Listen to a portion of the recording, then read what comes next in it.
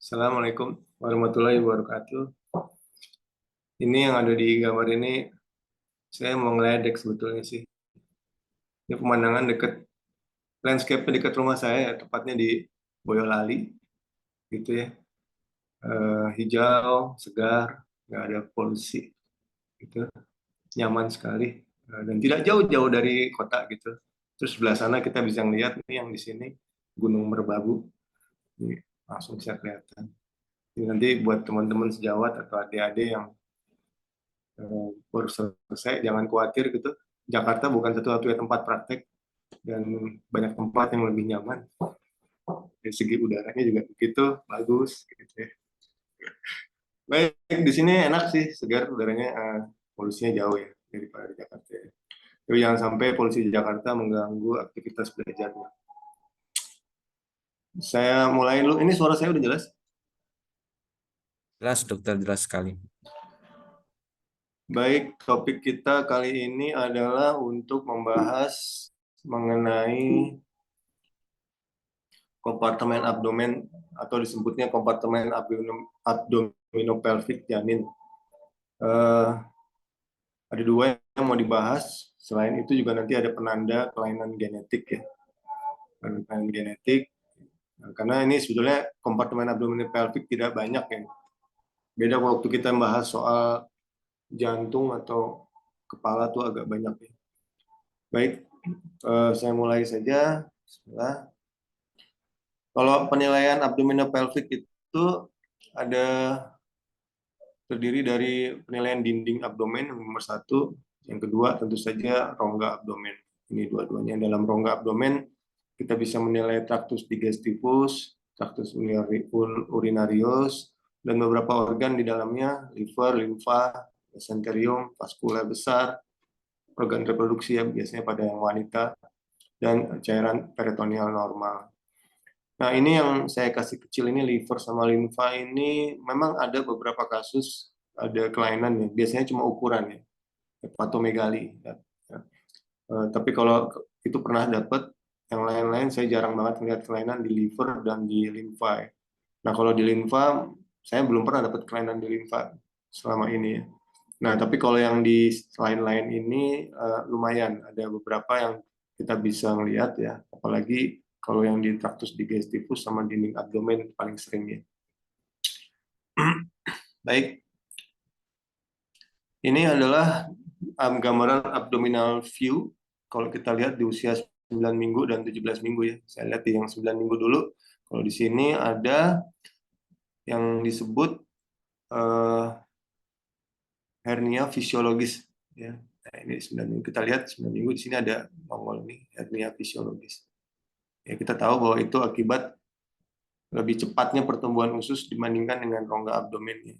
Sehingga dengan dasar ini kita udah hati-hati kalau kita mau mendiagnosis hernia atau kelainan di dinding abdomen pada usia di bawah 10 minggu.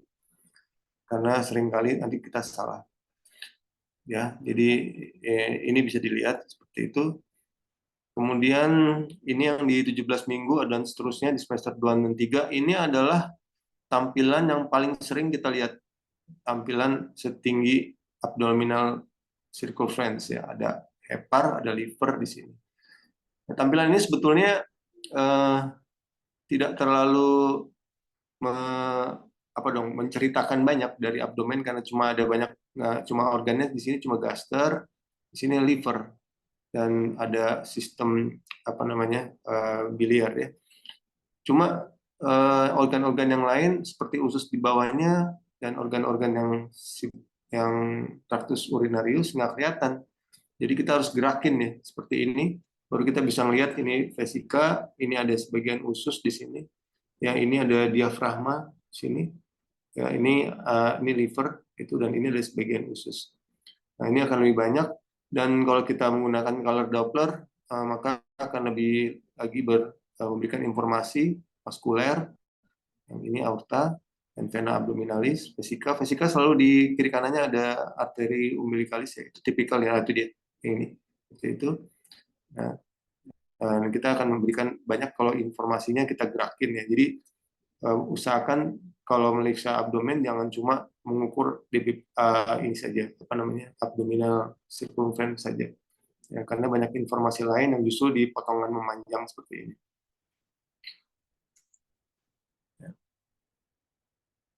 Nah, ini contohnya di gaster, liver, potongannya. Kita mau turunin sedikit dari gaster, diturunin sedikit kita bisa lihat ginjal seperti itu. Dan jangan lupa tentu saja lihat kelamin.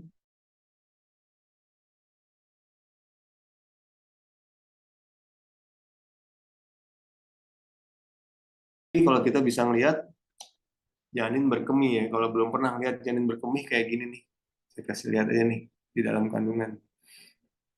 Nah itu dia tuh ya, tuh ada streamnya. Nah itu jelas menunjukkan fungsi berkemihnya baik ya, seperti itu. Gitu ya. Tapi terkadang kita bisa menentukan fungsi berkemih baik atau tidak bukan dari lihat langsung, cuma lihat hasilnya saja air ketuban ini. Seperti itu.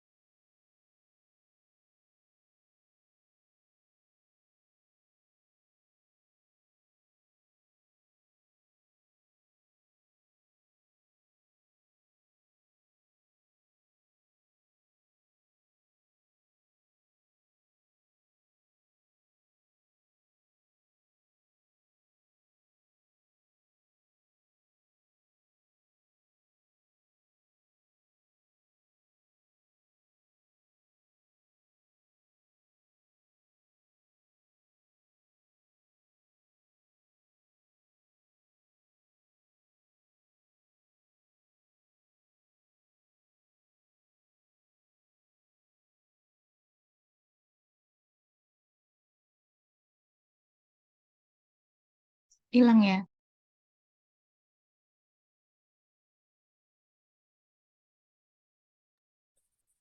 Dokter Arya terputus seperti ini.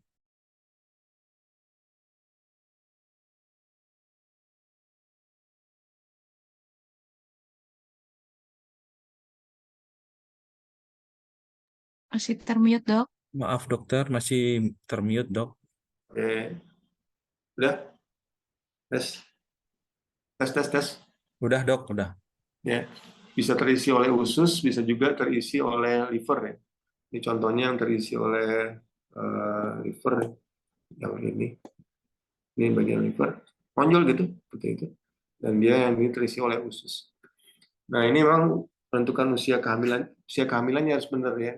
Kalau dia di bawah 11 minggu, harus waspada. Jangan-jangan kalau kayak gini dia hanya fisiologis. Tapi harusnya kalau teksturnya bulat seperti ini, dia udah nonjol seperti itu artinya udah patologis ya, atau tidak normal.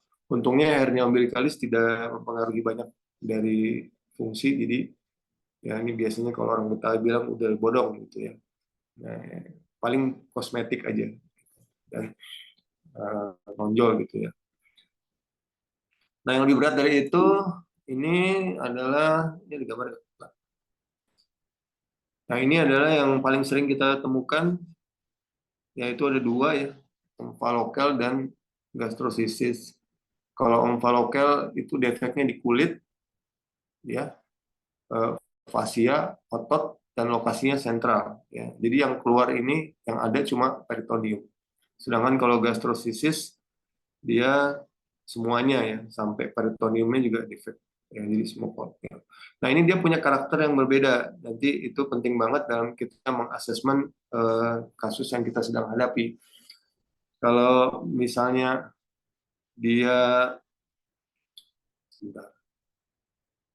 Kalau misalnya dia omfalokel itu 80%. Ya, 80% dia berhubungan dengan kelainan genetik. Sisanya 20% dia tidak berhubungan dengan kelainan genetik. Ya.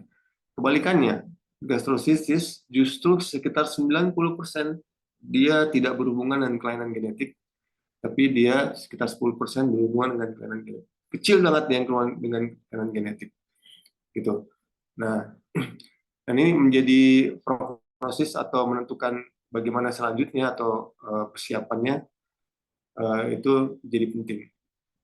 Walaupun gitu, gastrosisis secara technically itu secara apa dong namanya, klinis lebih lebih menyulitkan karena si usus yang terpapar oleh eh, amnion ini mengalami inflamasi, jadi dia bisa mengalami proses peradangan di situ, dan dia bisa mengalami volvulus di sini.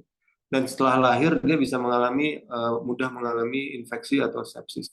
Jadi ini walaupun dia tidak ada kelainan genetik, tapi punya risiko kematiannya cukup tinggi, terutama kalau fasilitas pengelolaannya di tempat yang tidak memadai. Nah, ini kalau yang ini kebalikannya ya. Ini justru sebetulnya kalau yang berhubungan dengan kelainan genetik dia punya prognosis yang lebih jelek karena multiple anomali. Sedangkan kalau hanya omphalocele yang sifatnya isolated atau tunggal, prognosisnya sangat baik ya. Jadi penting buat kita kalau kita menemukan kedua hal ini, kita mencari kelainan-kelainan lain apakah ditemukan apa tidak. Baik itu berupa marker yang kuat, marker yang jelas berupa suatu kelainan struktur, atau bersifat soft marker ya. Nanti akan dijelaskan apa yang disebut soft marker di belakang. Baik, ini contoh-contohnya. Ini, nah ini yang kita lihat, yang udah 13 minggu ya, 13 minggu udah kelihatan di situ. Nah, seperti itu. Nah, ini yang di 11 minggu, ini juga kelihatan. Cuma karena usianya 11 minggu, kita jangan buru-buru untuk menyatakan dia omphalocele. Jangan-jangan dia fisiologis gitu. Ini dia kecil, yang ini. Jangan-jangan dia hernia umbilikalis saja. Jangan-jangan dia betul omphalocele tapi yang kecil, gitu ya. Tapi kalau udah 13 minggu seperti ini, kita udah yakin ini jelas omphalocele. Gitu. Ini udah, apalagi dia modelnya nonjol gitu ya, seperti. Nah ini kan besar, ini untuk badannya gitu. Ini definitif omphalocele. Waktu kapan ya saya presentasi suka ditanya kapan kita bisa mendiagnosis. Ya ini aku udah kasih lihat di 11 minggu pun kita udah bisa mendeteksi seperti ini, apalagi 13 minggu ya. Bisa ya, awal-awal udah kedetek nih. Kemudian, nah ini yang agak besar seperti ini, dia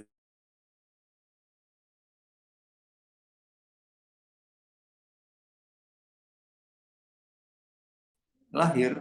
Nah itu teknik koreksinya harus pinter dokter bedah anaknya, karena dia tidak boleh memasukkan semuanya sekaligus, akan menimbulkan compartment syndrome dan berakhir dengan kematian. Dan jadi biasanya dia pakai delay closure ya, ditutupnya dibiarin dulu sampai rongga abdominnya agak besar, baru nanti dia tutup kulitnya dulu, fasianya nggak dijahit dulu, nanti udah besar baru di definitif, pelan-pelan. Itu teknik yang dipakai sekarang. Kalau di 23 minggu ya lebih jelas lagi, pasti ini gambarnya tuh, ya itu dia ya, ini segini ya. Ini ada amnion, ada selaput peritoneum di situ. Ya. Saya ulang. Nah, biasanya abdomennya jadi kecil karena sebagian ususnya keluar. Yaitu omphalocele. Jadi kalau ketemu ini diagnosisnya tidak sulit. Yang sulit adalah mencari dia ada hubungannya enggak dengan anomali yang bersifat sindrom. Karena kita harus detail melihat organ-organ yang lain. Kalau dia hanya ini saja, insya Allah pasti bisa ya. Demikian juga yang gastrosistis ini, kalau kita lihat yang mana dulu nih. Nah, yang itu usia 15 minggu. Nah, ini langsung dia si ininya berenang di dalam rongga amnion aja. Nggak ada pelapisnya. Ini gastrosistis. Ini seperti ini. Yang usianya kecil 15 minggu, yang ini yang usianya agak besar. Ya. Udah besar nih, 34 minggu udah mau lahir. Kayaknya yang ini malah terjadi, nah dia agak udem, agak besar. Nah ini agak udem nih. Yang udem ini bisa terjadi gara-gara dia inflamasi atau terjadi bendungan. Jadi si tempat keluarnya defek dari omfalokelnya itu terlalu kecil, padahal dia membengkak karena inflamasi, itu lama-lama jadi incarcerata. Nah, ini lama-lama dia nekrotik. Nah, itu yang membuat mortalitasnya di neonatal tinggi ya. Jadi, walaupun sebetulnya tidak ada kelainan yang bersifat genetik di kasus tersebut. Baik, itu adalah yang paling sering defeknya di anterior gastrocystis omfalokel. Yang jarang, berikutnya yang jarang ini, yang disebut sindrom prune belly. Ini jarang, ini saya ngambil dari jurnal ya. Jadi si perutnya itu kayak balon habis ditiup lama, kemudian dikempesin jadi keriput gitu.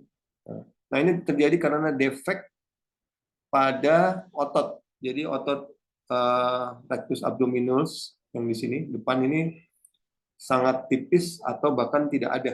Nah, itu disebut prune belly. Nah, biasanya dia nggak berdiri sendiri. Biasanya memang dia bersamaan dengan kelainan lain di tractus urinarius atau muskuloskeletal. Ini jarang banget. Saya kayaknya baru sekali yang dapat saya rekam. Ini kasusnya udah lama sekali. Saya tampilkan aja. Nah, jadi waktu saya dapat kasus ini tahun berapa nih? 2008 itu saya lihat ini kok dia dinding sini tipis ya. Sini tipis, ini abdomennya ada massa. Ini massa apa nih? Seperti itu kan, cari tahu. Kok dia nggak bulat gitu, dia agak sedikit melebar gitu di sini dan berhubungan dengan materi eko internal di dalamnya. Nah, kemudian saya pakai Doppler baru itu. Nah, dengan Doppler baru kelihatan ini arteri umbilicalis ya. Jadi janjiannya gitu ya. Arteri umbilicalis selalu ini arteris umbilicalis mengapit atau mengapit vesika. Jadi atau boleh dibilang vesika berada di antara arteri umbilicalis tipikal. Jadi saya udah yakin ini vesika gitu. Tapi kok vesikanya nggak bulat ya, nggak utuh gitu seperti ini. Kok dia seperti kolaps terus ada hubungannya, ada eko internalnya di sini. Jadi nggak cocok ya. Nah, jadi ini diagnosisnya memang waktu itu saya tegang ini bukan vesika nih. Ini kemungkinan menyatu dengan traktus digestivus ya. Jadi ini kloaka. Ya. Kloaka yang mengalami defek di daerah umbilikalnya, kemudian agak nonjol gitu ya. Nah, kemudian pasiennya lahir, nah ini dia. Ya, satu-satunya pasien yang saya punya ini untuk sindrom prune belly, kita lihat ada defeknya di sini. Perutnya emang betul besar, agak keriput-keriput gitu. Dan ini adalah kalau kita lihat di sini ada yang nonjol nih. Nah, ini adalah kloakanya ya. Jadi dia menyatu keluar dari sini nih, dari anus dan dari sini. Ini adalah kloaka ekstrofi dan yang untuk defek di perutnya adalah sindrom prune belly gitu ya. Ini kasus jarang banget yang seperti ini. Jadi mungkin kalau saya presentasi suka saya ulang-ulang karena saya nggak punya yang lain gitu. Baik, nah kadang-kadang ada bladder extrophy. Kalau ini yang disebut bladder, kalau kita lihat bentuknya itu bagus bulatnya dan dia isinya eko internal, isinya sonalucent, tidak ada eko internalnya. Ya, buktinya dia bladder dari mana? Ini pakai vaskular kita lihat ada di kiri kanan ini arteri umbilicalis. Nah, seperti itu. Maka kita yakin oh ya ini bladder, ya, bladdernya nongol gitu ya. Jadi ini bladder extrophy gitu. Jadi ini adalah salah satu defek dari dinding abdomen anterior yang ke inferior, yang ke bawah ya. Kalau omfalokel itu di tengah, di sentral, kalau gastrosisis itu agak ke kanan, sedangkan yang ini agak ke bawah. Nanti ada lagi pentalagi control itu agak ke atas, dia defeknya sampai ke arah apa namanya rongga torak gitu ya. Nah saya belum pernah dapat yang defeknya ke kiri. Memang secara teori yang defek di kanan itu disebabkan oleh hambatan atau gangguan pembentukan resorpsi dari ligamentum teres hepatik ya, yang harusnya dia mengalami resorpsi. Jadi kan sebetulnya vena umbilicalis itu ada dua, yang satu menjadi ligamentum teres hepatik nanti dia hilang. Nah kalau dia nggak normal yang sebelah kanan, yang kiri jadi vena umbilicalis yang sekarang yang dilihat setelah besar. Nah kalau untuk proses itu tidak baik, maka dia akan menimbulkan gangguan atau gangguan penutupan atau defek ya. Itu yang gastrosisis seperti itu. Nah, ya. Jadi ini udah ketahuan ya. Nah, nanti gimana prognosisnya tergantung kalau dia hanya ini saja eh, survive ya, insya Allah survive ini kalau seperti itu. Tapi kalau ada kelainan-kelainan lain tentu saja masalah. Baik, itu tadi dinding abdomen. Kemudian obstruksi traktus digestivus ya. Ini kita juga udah tahu traktus digestivus itu dibagi-bagi foregut, midgut, dan hindgut ya. Nanti tipe obstruksinya juga ada dua, yang total atau yang parsial. Ini akan memberikan gambaran yang berbeda ya. Contohnya yang foregut ini, kalau foregut itu batasnya dari eh, proksimal dari duodenum. Duodenum sisi proksimal sampai ke esofagus sampai ke atas itu foregut. Dari duodenum, ileum, jejunum sampai ke cecal itu midgut. Kalau yang hindgut itu artinya kolon.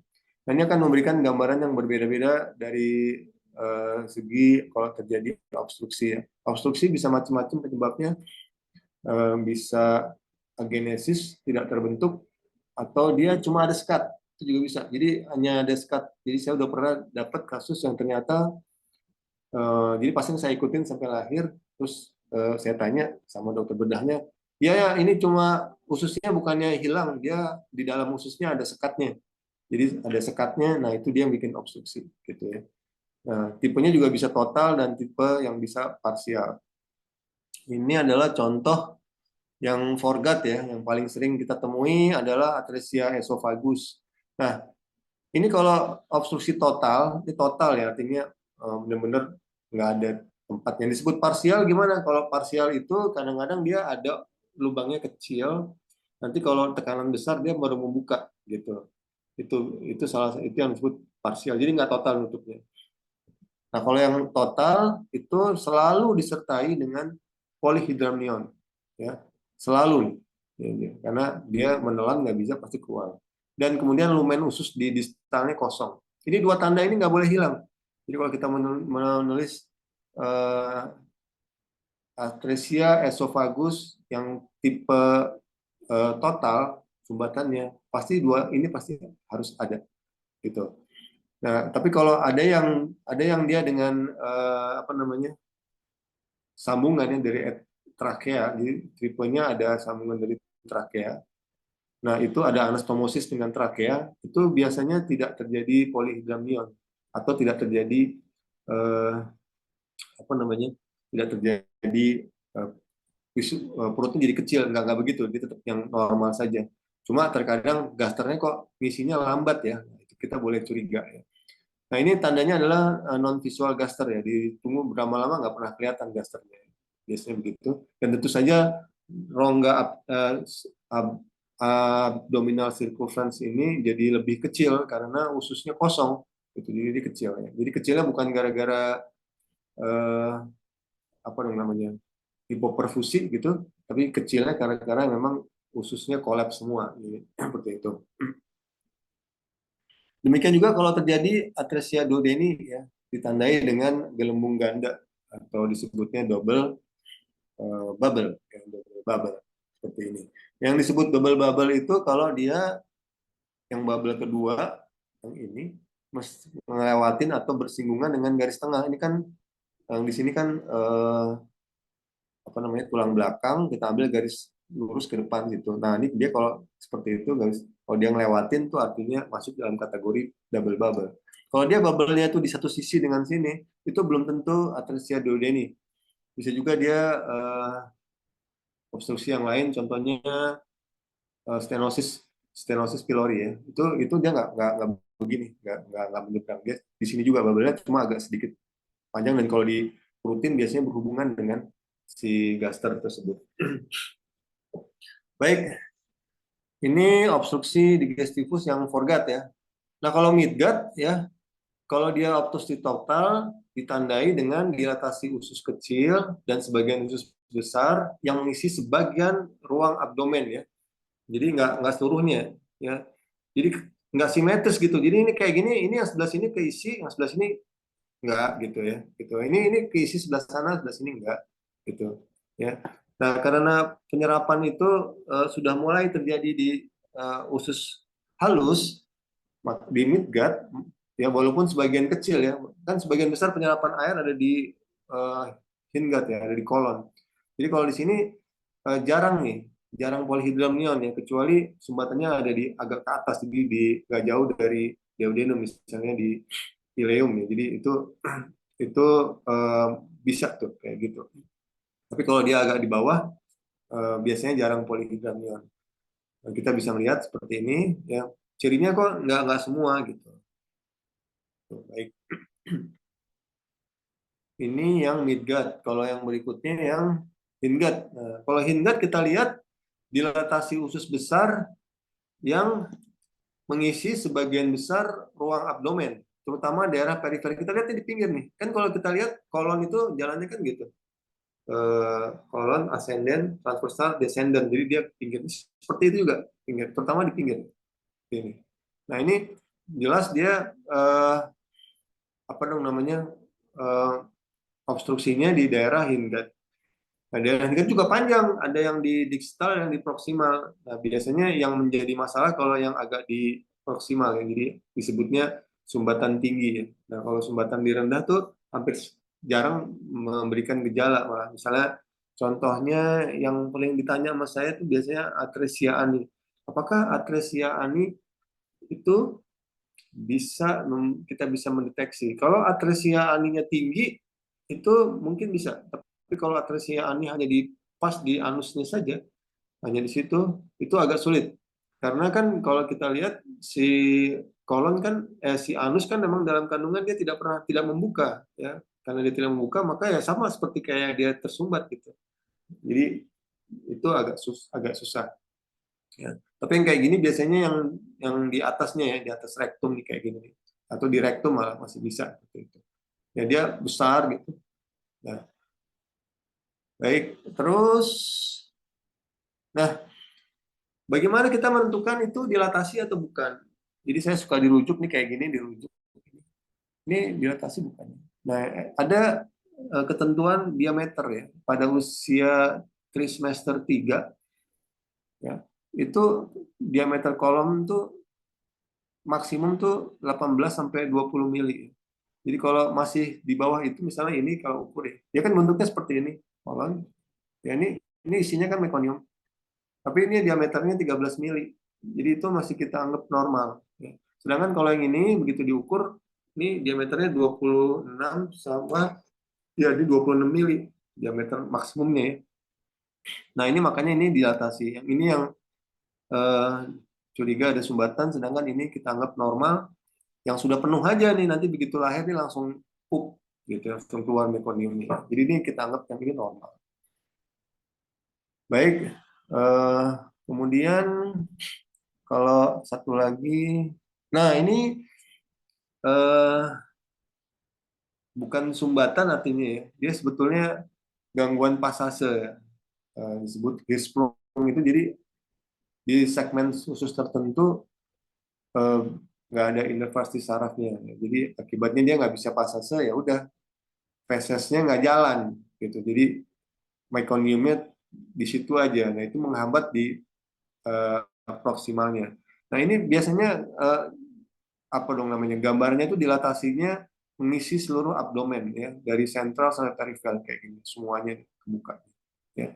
Dan umumnya tidak disertai polyhydramnion karena dia paling sering masalahnya ada di hindgut ya. Walaupun ada dispung yang dekat-dekat dengan midgut ya. Terus dia gitu sangat bervariasi, segmennya tuh ada yang cuma kecil, ada juga yang segmennya panjang gitu. Jadi ini kalau seperti ini kita DD antara atau Hirschsprung atau obstruksi mekanik ya gitu ya, nggak apa-apa, itu nggak ada masalah. Yang jelas obstruksi aja gitu. Jadi nanti yang jelas anaknya begitu lahir langsung langsung dievaluasi. Dua-duanya soalnya memerlukan tindakan operasi gitu ya. Baik. Nah ini adalah contohnya, kalau kita lihat kayak gini ya, panjang gitu ya, dia melingkar-lingkar. Ini obstruksi atau Hirschsprung nih, susah ditentuin. Tapi begitu saya melihat ini kan vesika ya. di vesika. Harusnya kalau dia ada sumbatan yang sampai di proksima distal dari vesika, dari kolon, dia harusnya sampai di ini, sampai di belakang vesika. Tapi dia berhenti di sini. Jadi daerah ini nggak ada ususnya nih. Gitu. Ini kosong nih. Sedangkan di sini penuh gitu. Nah, ini kita bisa bilangnya ada sumbatan yang tinggi gitu, atau boleh juga boleh kita DD dengan modus Hirschsprung ya. Bisa nih dua-duanya ya. Kalau saya lebih cenderung ke yang obstruksi total, karena kalau Hirschsprung dia lebih ramai, lebih banyak gitu ya. Kalau ini kan dia sebetulnya eh, cukup yang besar saja. Seperti itu, yang kecil-kecil nggak masuk. Yang jelas dia nggak nyampe ke daerah rektum. Taunya dari mana? Ini vesika yang ini. Vesika yang ini, terus dia berhenti di sini, nggak nyampe ke bawah. Gitu. Dia di sini saja. Gitu ya. Baik. Kemudian, nah ini eh, bentuk kelainan lain bukan sumbatan. Hati-hati ya, ini ini bukan usus. Ini adalah fibrin-fibrin intraabdomen. Ini fibrin nih, bukan usus nih. Ya, gitu. Ini adalah adanya peritonitis ya, intrauterin ya. Yang ini mungkin saya gerakin aja. Nah, itu dia. Kalau kita lihat ini ada eko internal di dalamnya. Ya. Nah, itu ada eko internalnya. Jadi peritonitis di intrauterin paling sering disebabkan oleh adanya leakage dari mekonium. Jadi adanya bocor dari usus ya, dari kolon biasanya, atau bahkan usus halus, leakage keluar, terus membuat suatu proses peradangan di abdomen di sini. Nah, ini sebetulnya boleh dibilang suatu kondisi yang emergensi. Nah, jadi kita nggak boleh berlama-lama nih dengan membiarkan dia. Semakin lama karena mekonium itu membuat peradangan, maka semakin semakin rusak, peradangannya makin luas, khususnya semakin stres, makin terdesak atau semakin rusak seperti itu. Jadi kita harus cepat nih, gitu. Nah, kalau ini contohnya kan 31 minggu, jadinya ini harus bargaining dengan teman-teman sejawat dari bagian perinatologi dan bedah anak. Kalau mereka tidak masalah dengan itu, apalagi juga tidak masalah dengan pembiusan, maka nggak apa-apa, dilahirkan jauh lebih baik. Walaupun tentu saja resikonya juga besar ya, karena dia kalau di 31 minggu kan bukan hanya resiko dari peritonitisnya aja, tapi resiko belum matur ya, itu juga cukup lumayan ya. Jadi ini bukan hal yang sederhana nih kalau dapat kasus seperti ini. Kita udah berapa kali dapatkan kasus seperti ini di tahun-tahun ya sekitar 2001 2012 nih dibikin ini dokter Mila ya yang bikin makalahnya seperti ini, contohnya lagi di mekonium seperti itu.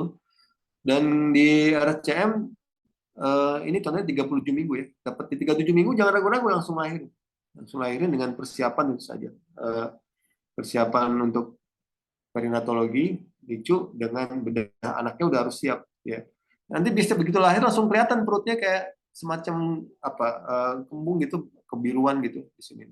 Karena distensinya penuh nih, seperti itu. Ya, ini foto ronsennya, ini fotonya ya. Ini gambaran intrauterinnya seperti itu. Ini kasusnya lumayan, beberapa kali saya dapat. Ini kemarin saya baru-baru aja dapat di sini ya, di Surakarta. Nah, teman sejawat mengirimnya dengan ASI tes gitu. Gambarnya kayak gini. Nah, kalau kita lihat di 35 minggu kan ya, ini kok aneh, agak eko internal di dalam. Kalau ASI tes dia pasti dia bening. Mau bilang bening tuh jangan nyamain dengan cairan amnion ya, nyamainnya dengan vesika. Jadi kalau di vesikanya itu sonolusen, nah itu kalau sama dengan ini namanya ASI tes. Tapi kalau dia seperti ini enggak. Kemudian kalau saya lihat detail lagi, kita lihat lebih detail di sini, saya gerakin, maka kita akan lihat pergerakan dari fibrin-fibrin dan eh, mekoniumnya yang bergerak nih ya. Di sebelah sini, nah itu dia. Nah itu dia. Nah itu dia. Nah itu. Ini ada cairan, ada fibrin-fibrin. Nah itu dia. Ya. Jelas ini bukan hasil tes. Kemudian saya bilang ini peritoneum peritonitis mekonium. Ya. Ini kondisi emergensi karena udah 35 minggu, saya bilang siapin aja di lahirin. Kodarullah ternyata di rumah sakitnya dia eh, nggak siap, nggak siap dengan berbagai alasan. Saya kurang paham alasannya apa.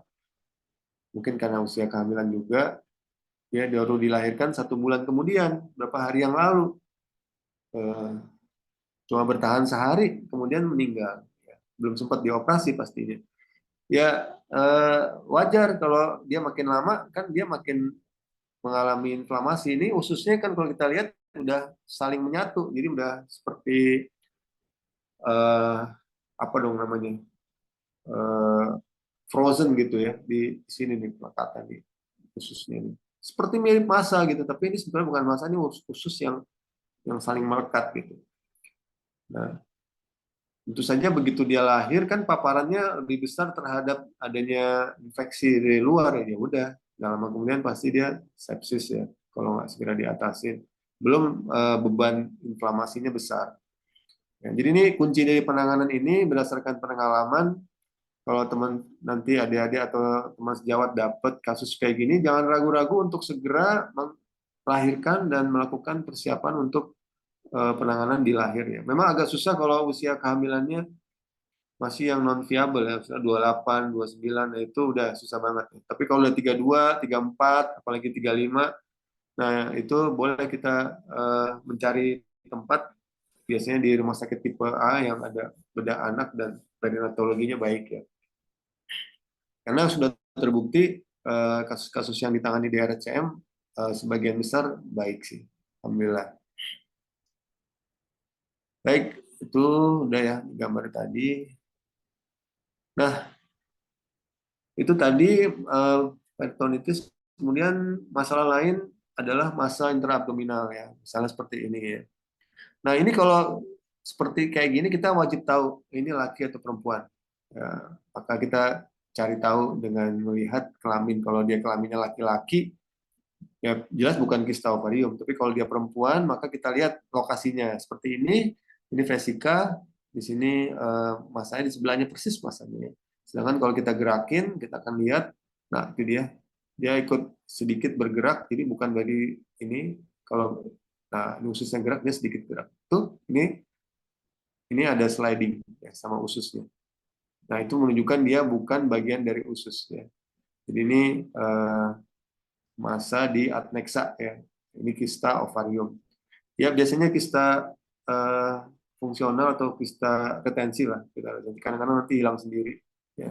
Tapi ada juga yang makin besar sih setelah lahirnya gitu. Tapi sebagian besar hilang sendiri. Kalau masa yang ekstrim seperti ini, oh ini satu lagi.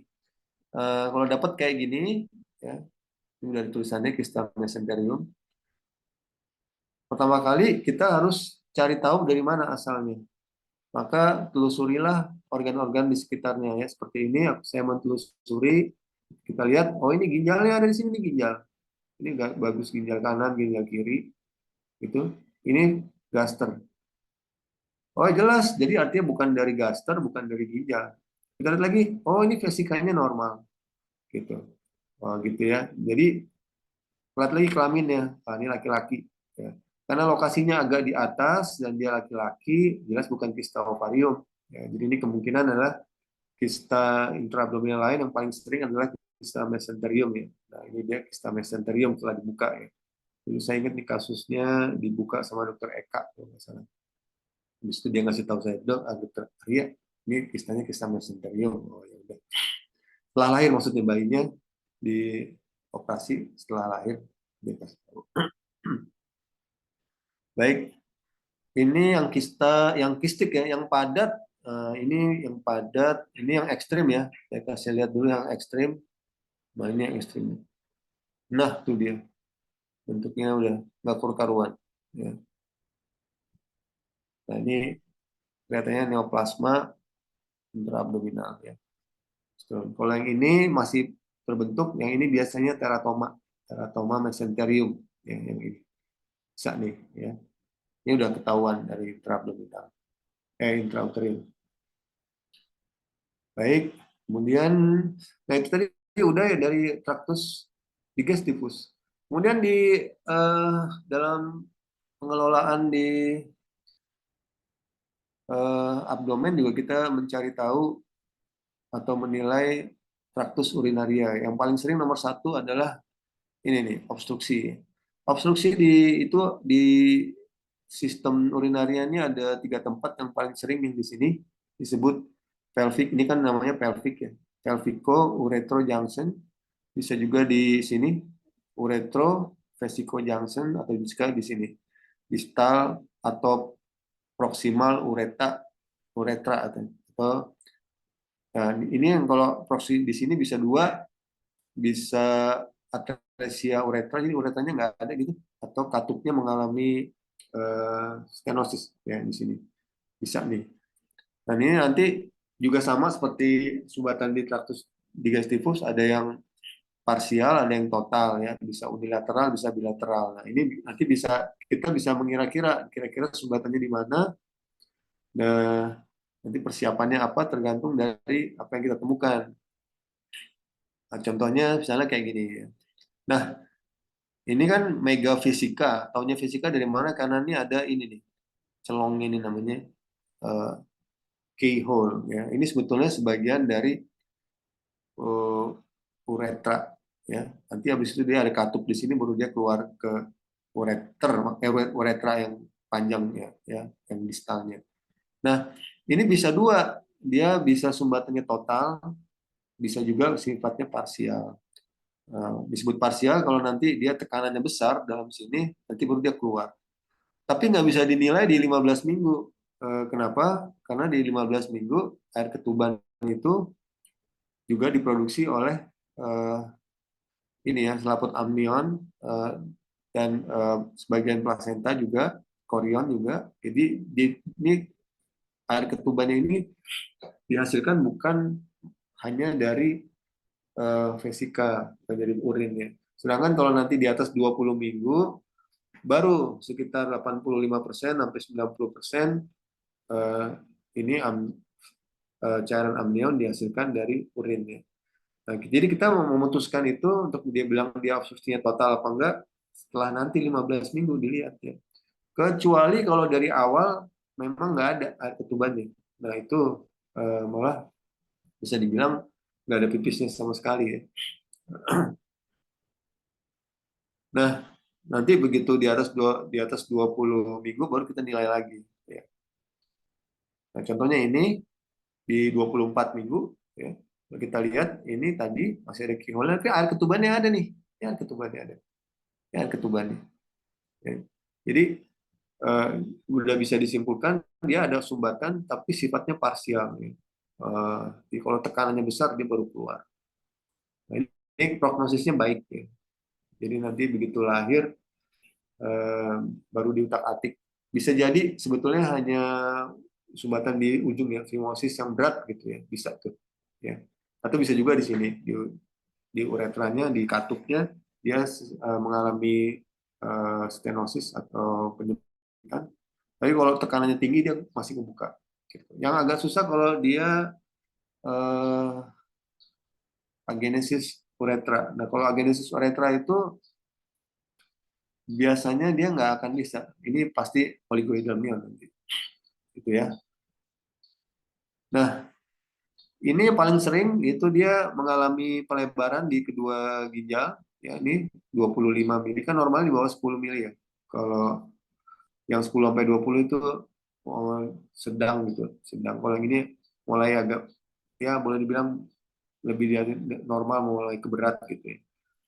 Kalau kita lihat dia tetap segini-segini aja selama kita kontrol, maka nggak ada masalah. Ini umumnya laki-laki ya. Jadi dia ada fimosis di ujung kelamin ya, di penisnya nanti begitu lahir dibersihkan saja dia nggak ada masalah seperti itu.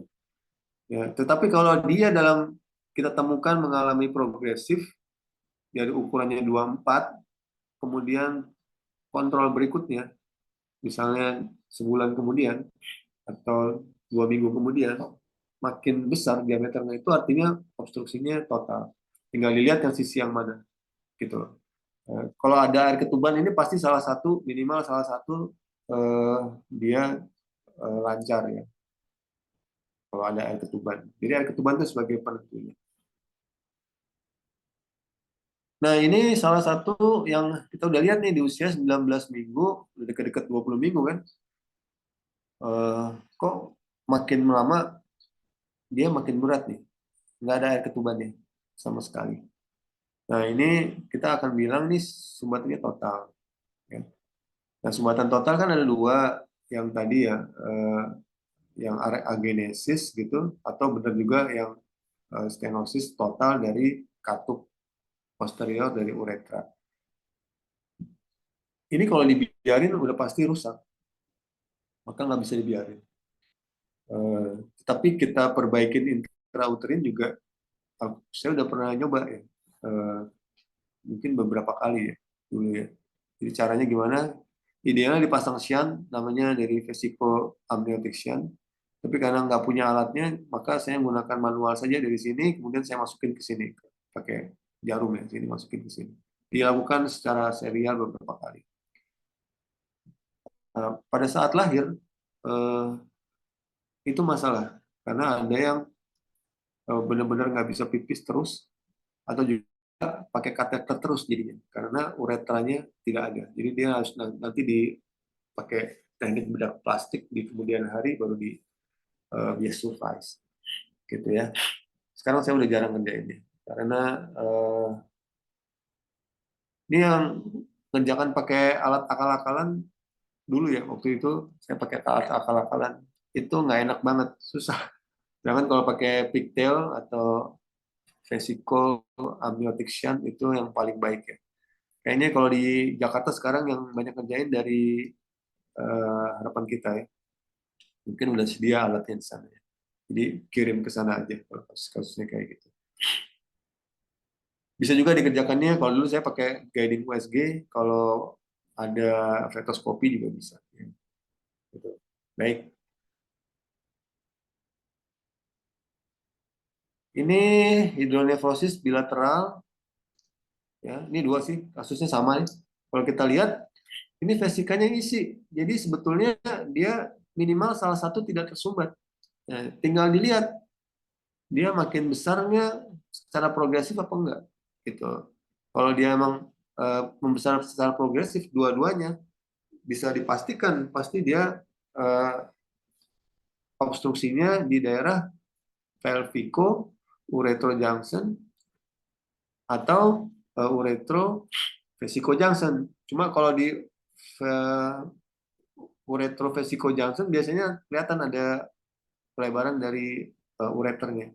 Kalau kayak gini nggak kelihatan, ini yang biasanya sumbatannya di daerah pelvico uretro junction. Nah, itu bisa sifatnya ada berhubungan dengan kelainan sindrom yang lain, atau bisa juga dia isolated ya. Nah, terus kapan kita melakukan tindakan?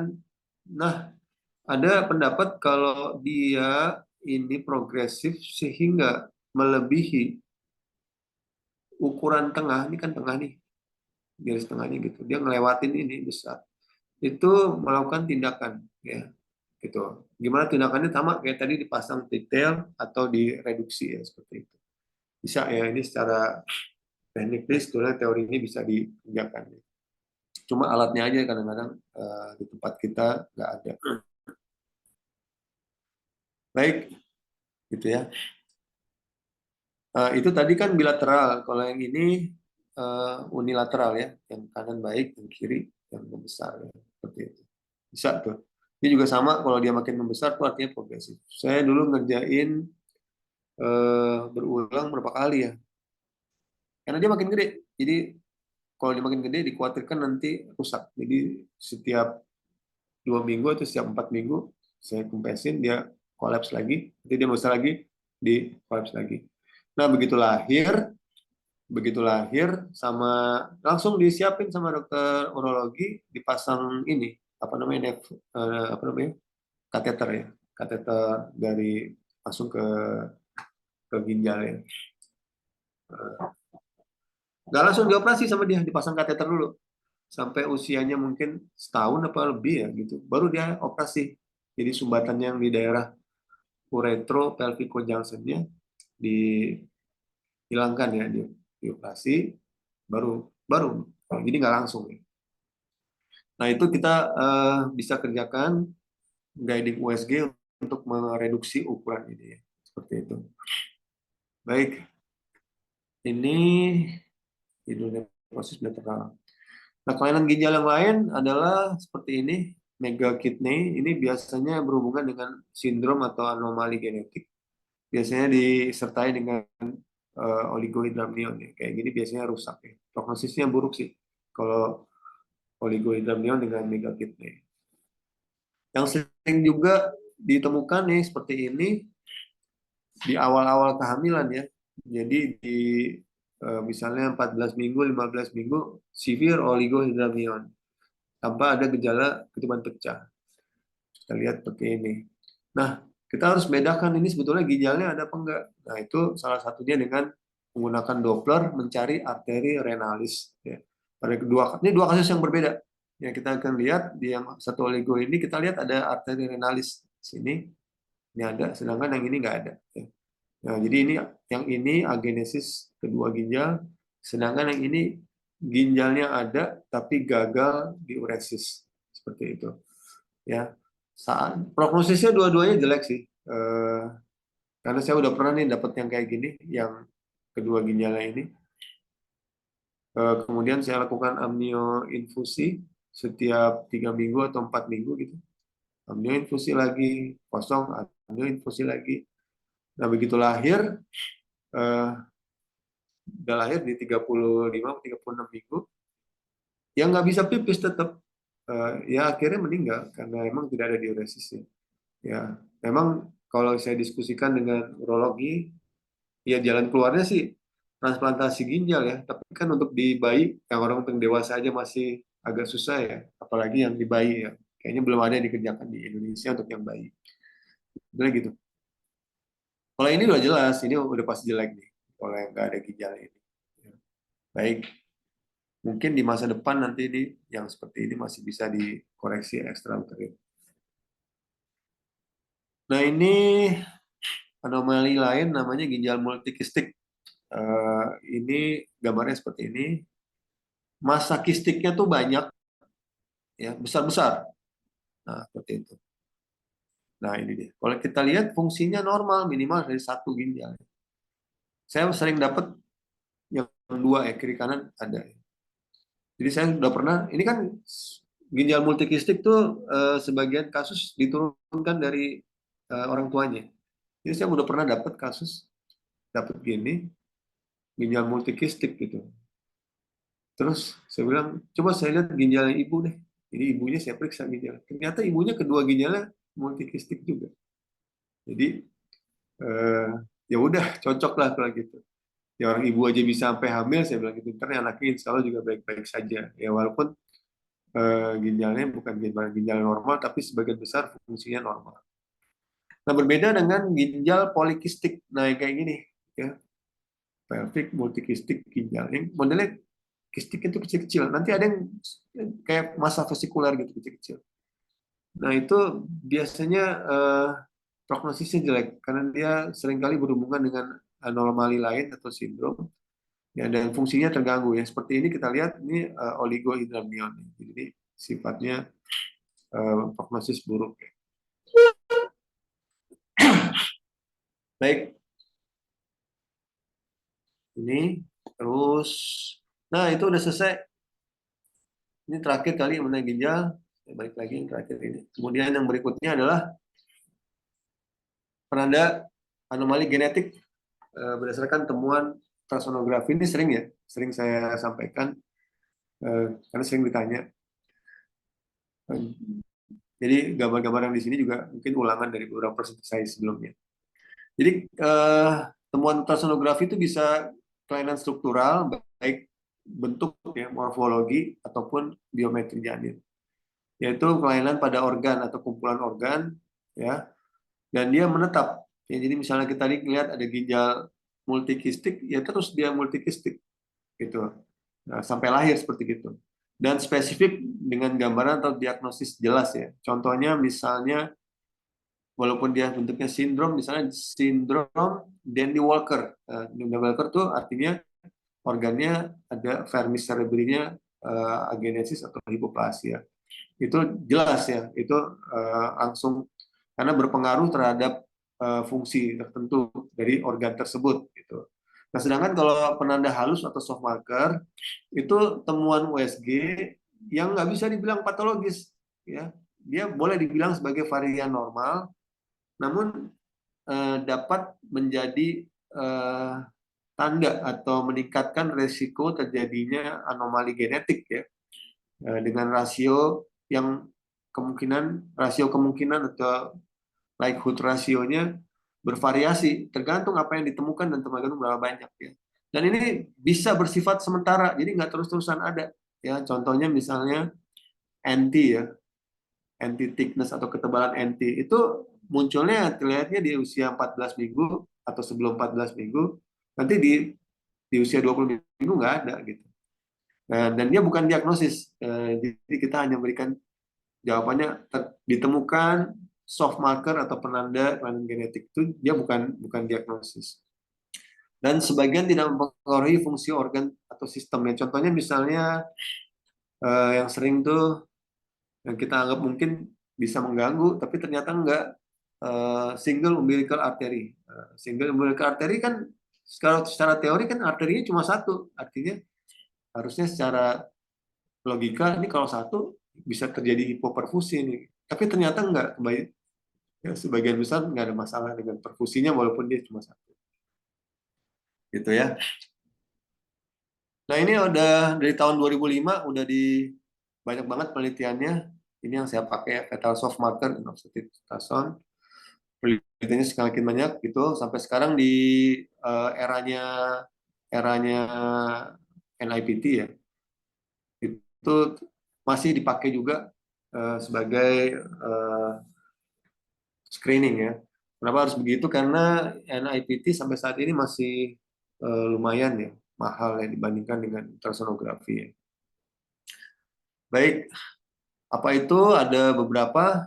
Ini kita udah tahu penebalan NT, genesis nasal bone, hilangnya E-wave ductus venosus, regurgitasi tricuspid, femur humerus pendek, crista plexus, ventrikulomegali ringan, pialektasis, ekogenik, fokus intrakardiak, efik ya, atau ekogen di bawel. Ini tadi sudut arteri umbilikalis tunggal, sudut iliaka lebar, sandal gap. Jadi ini antara jari jari kan harusnya begini. Nah, dia agak lebar gitu.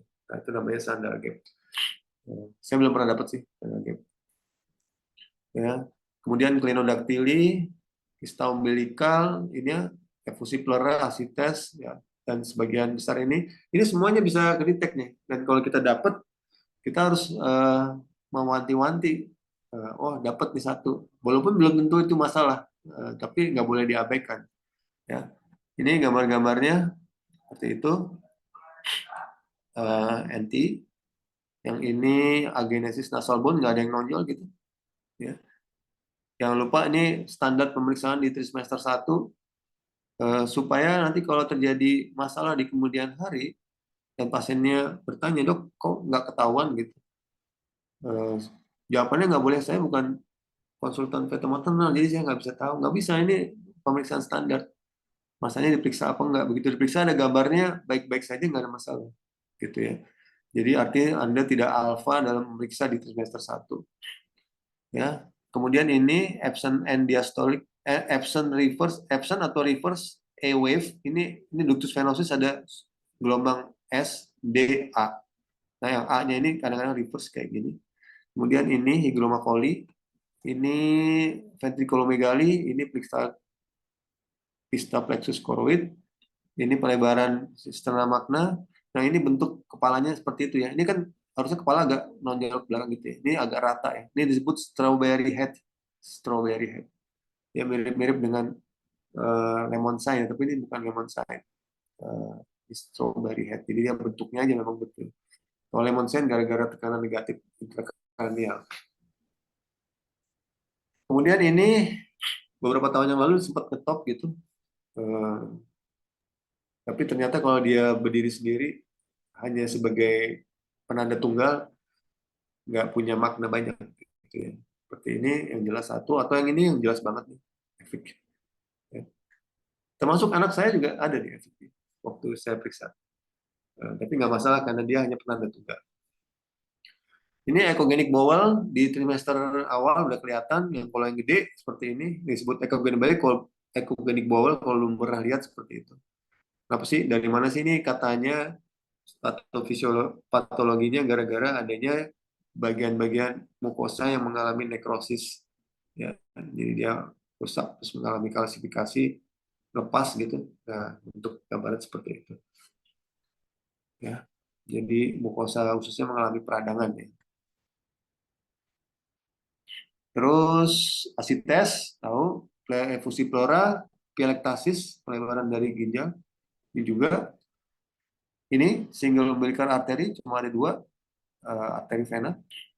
Polydramnion, nah ini rocker button foot, ya. Ya. Jadi di ini nih, tumitnya ini ada yang nonjol gitu. Ya, ini dia jarinya kan ini. Ya. Sekali saya cuma dapat sekali, ini belum pernah dapat lagi. Ini gambar yang ini, jadi sering saya tampilkan ini karena satu-satunya yang saya punya. Nah, ini nggak semua punya arti yang sama ya. Jadi ada peringkat-peringkatnya ya. Peringkat paling tinggi memang ketebalan MT dengan agenesis nasal bone. Kemudian yang menengah kalau humerusnya pendek. Pendek itu bukan artinya ekstrim pendek ya. Jadi dia masih dalam kategori short limb jadinya ya. Di persentil 10 lah kira-kira. Tapi kalau dari persentil 5, persentil 3, di bawah persentil 3 itu bukan bukan soft marker lagi, itu udah suatu anomali struktur ya. Jadi mikromelia jadinya. Tapi kalau di persentil 10 bisa menjadi suatu soft marker tapi yang sifatnya bukan yang kuat, sedang ya. Nah, yang rendah tadi tuh efik ya sama pielektasis ya.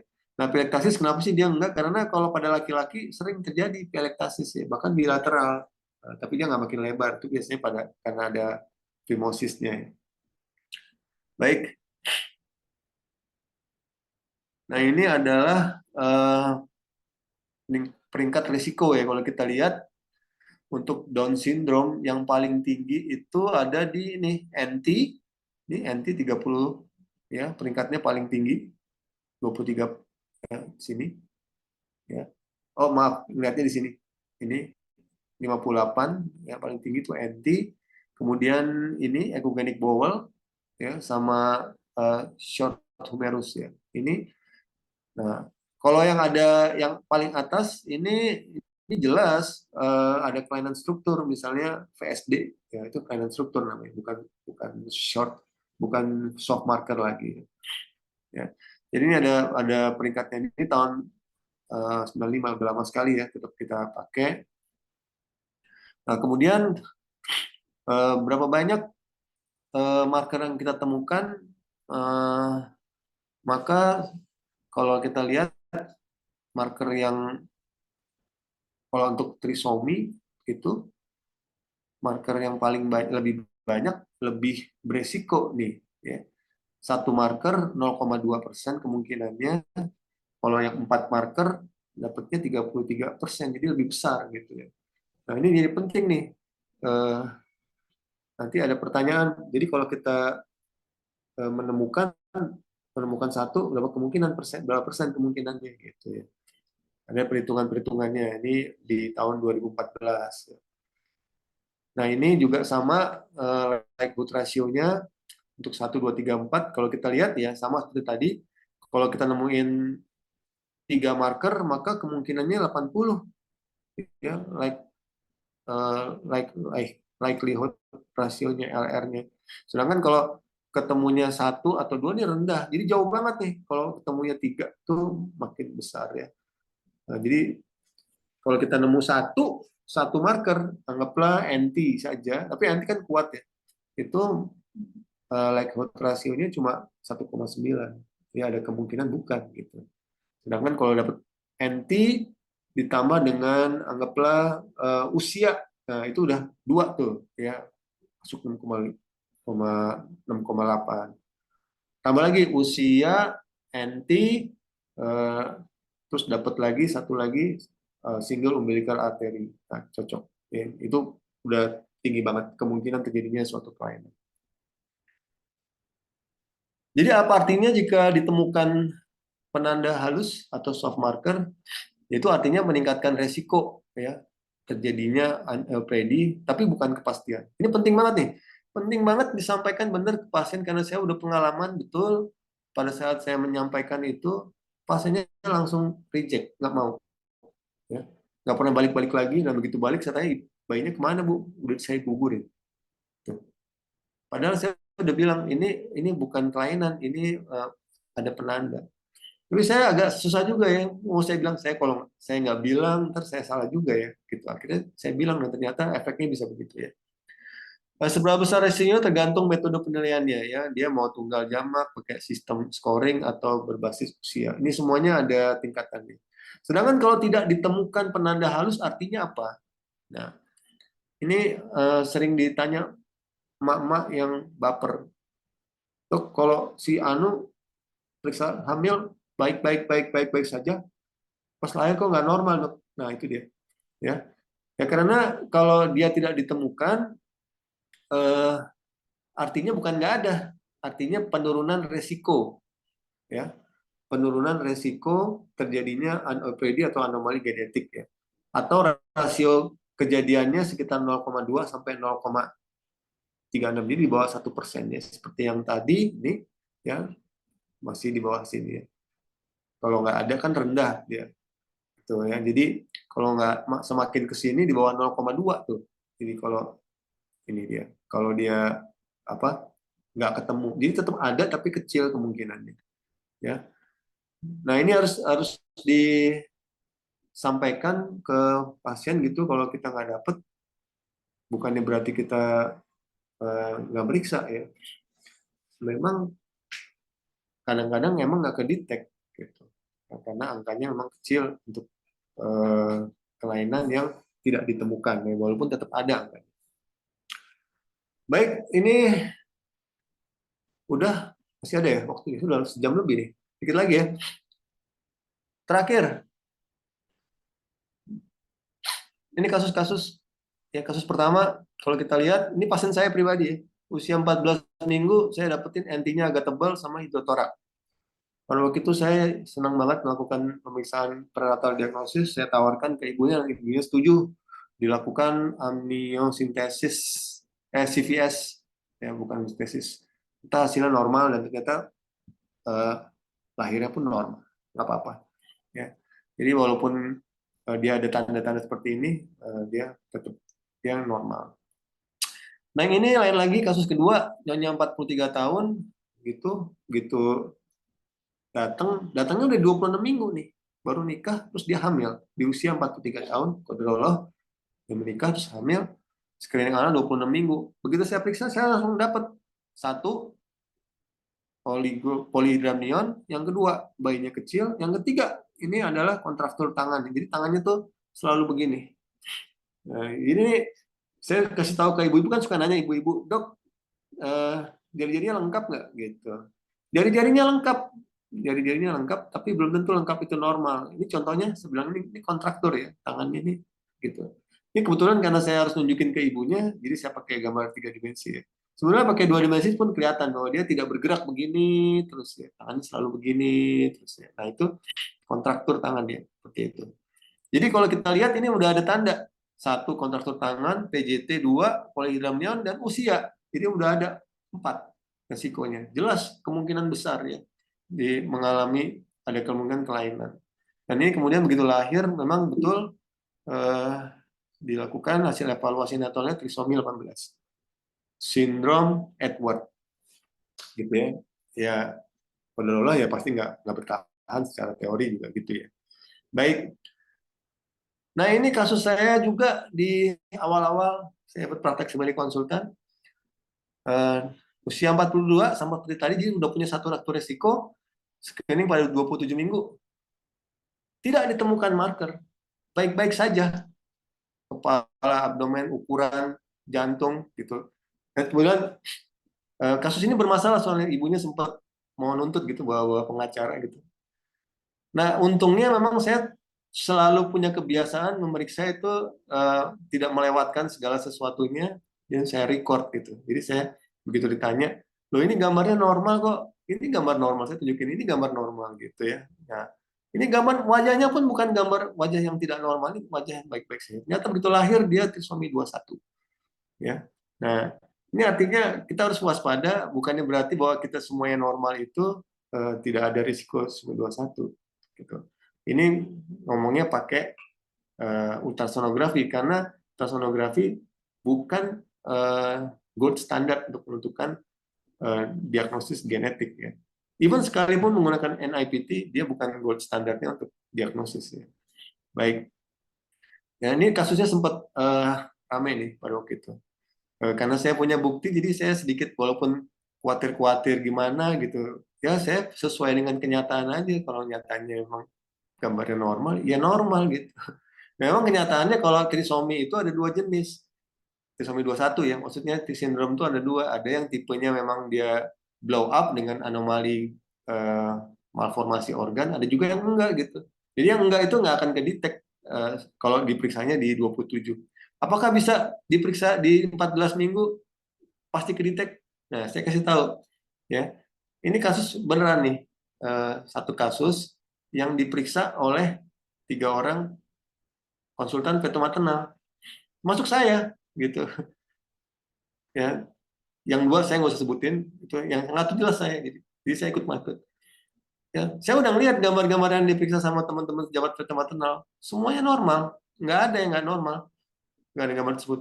Nah begitu lahir, eh, bahkan sekalipun dia diperiksa di usia 14 minggu, karena di mana penanda kelainan genetiknya itu di 14 minggu, itu normal. Nah, tapi begitu lahir ternyata trisomi. Terus dia apa namanya? Ya mau kecewa, tapi kenyataannya seperti itu gitu ya.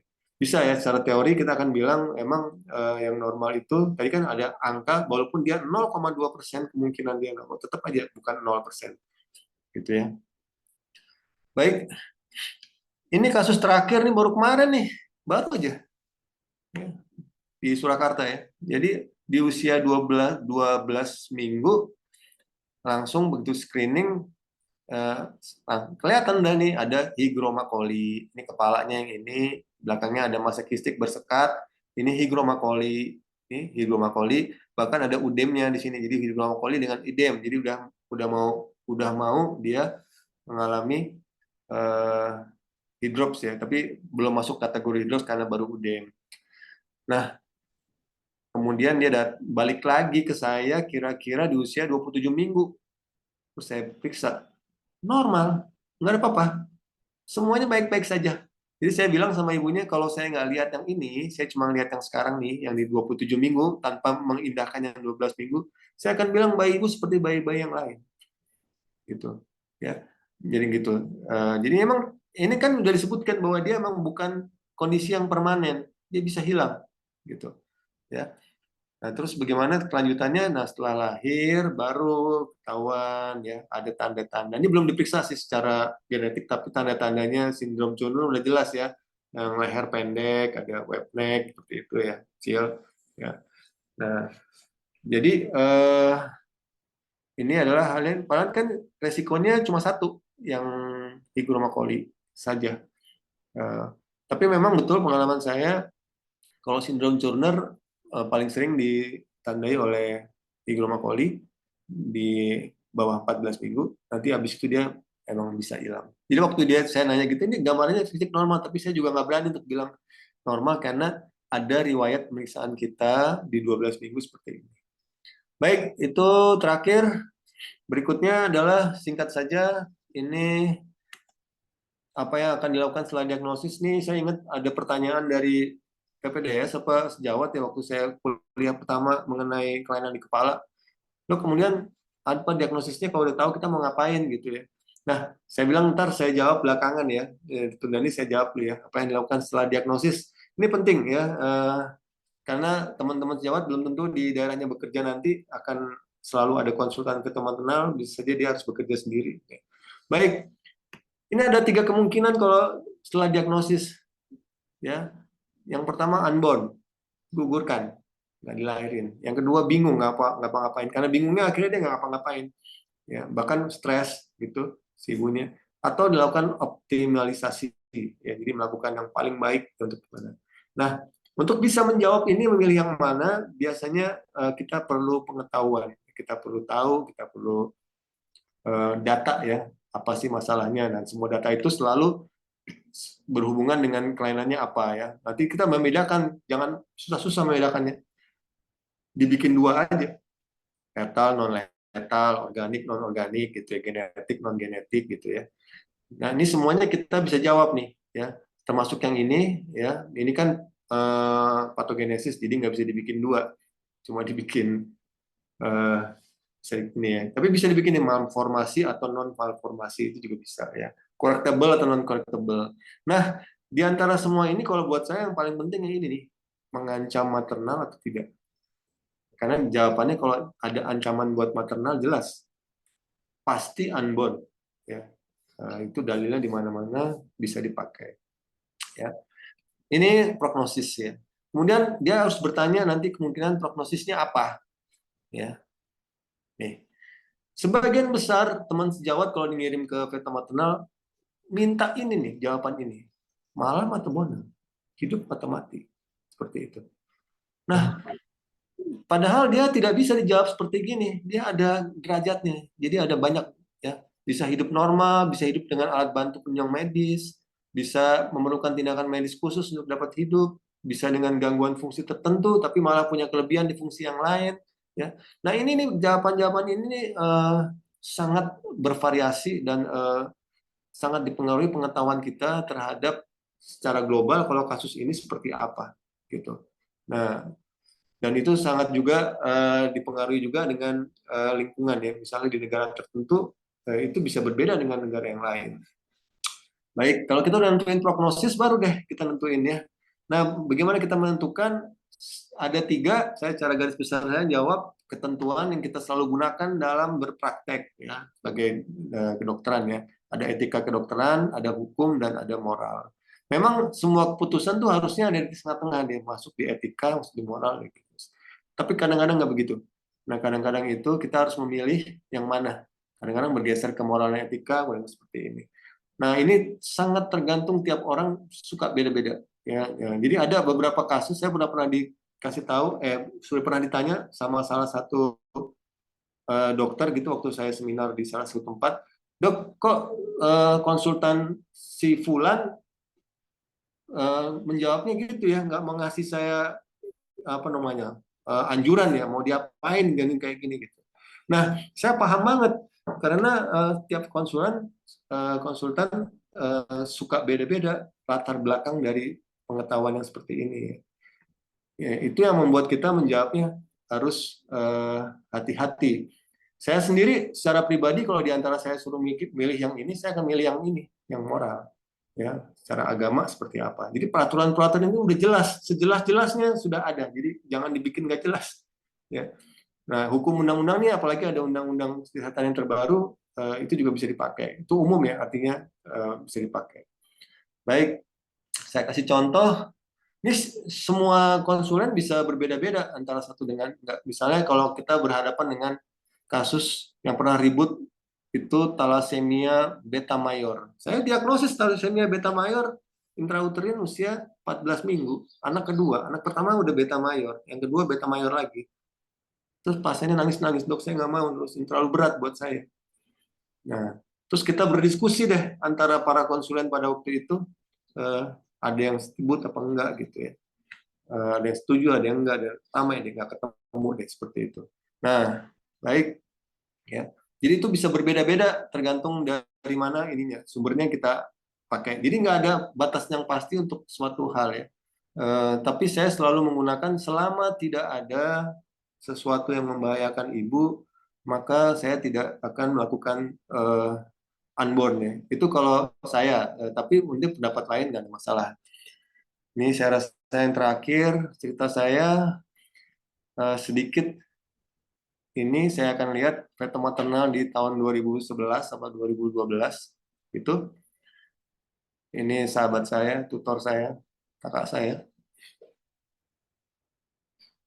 Di antara kita ini, walaupun kita kompak, tapi kita sering berdebat panjang mengenai keputusan suatu keputusan medis, apalagi terkait dengan suatu kondisi yang bersifat genetik.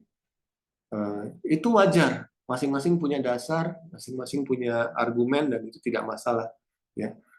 Dan itu bisa terjadi walaupun saya sama dokter Yudit misalnya satu ruangan bekerja, tapi bisa berbeda pendapat gitu. Nah, yang penting kita bisa mempertanggungjawabkan apa keputusan. Ya. Apapun alasannya, selama ada alasan yang bisa dipertanggungjawabkan, uh, itu nggak masalah. Karena bisa saja kita berbeda pendapat dalam mengambil keputusan. Yang jelas harus bisa menjawab, terutama di yaumil akhir. Nanti kenapa diputuskan seperti itu. Baik, saya rasa ini yang terakhir dari saya. Wabillahi taufiq wal hidayah. Assalamualaikum warahmatullahi wabarakatuh.